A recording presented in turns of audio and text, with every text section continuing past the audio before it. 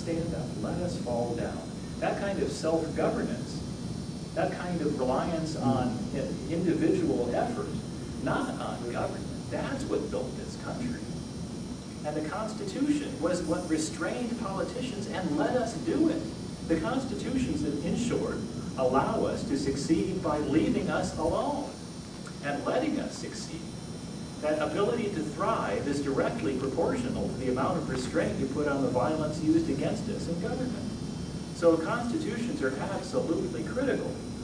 So let me just give you a couple of highlights here. For those of you, how many of you have read my blog? A good number of you, all right.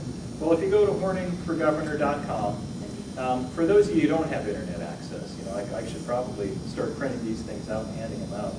Just printing out the Indiana Constitution with my comments would probably cost $1,000 or something like that.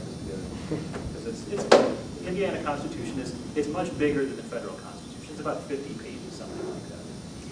It's not really a quick read, but some of the things that are in it are really notable.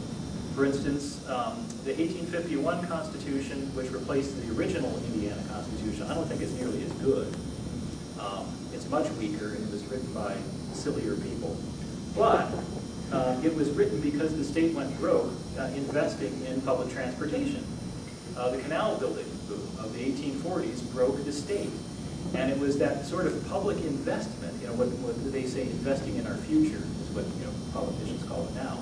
That broke the state, and the politicians back then said, never again. We are not going to do this again. So in the 1851 Constitution, they put several specific prohibitions against using public money for corporations or individuals of any kind of special sort. So no special deals for special people. That's in our Constitution.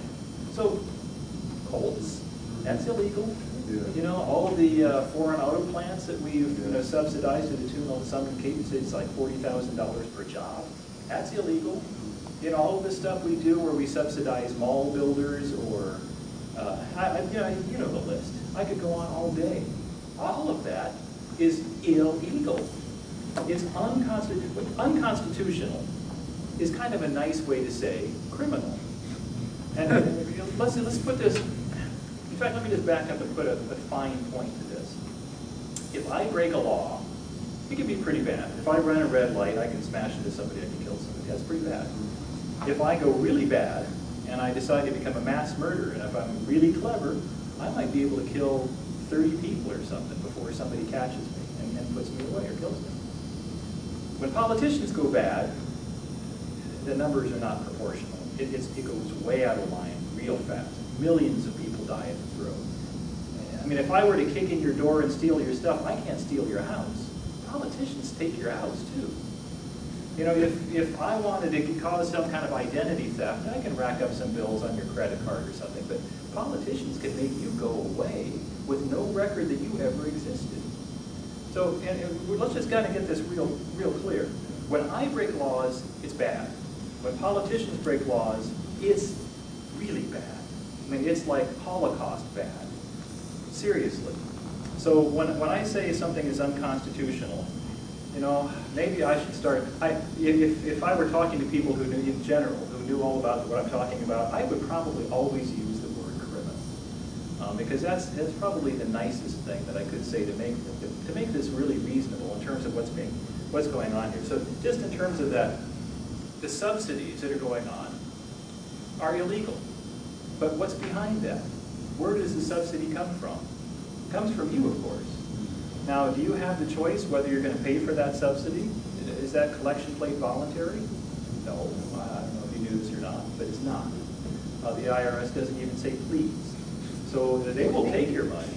They will take your property. They will take your home if the Colts or somebody wants it. That's just the way it is now because they are in violation of this law. There are a couple other things. Article 8, which talks about the common schools.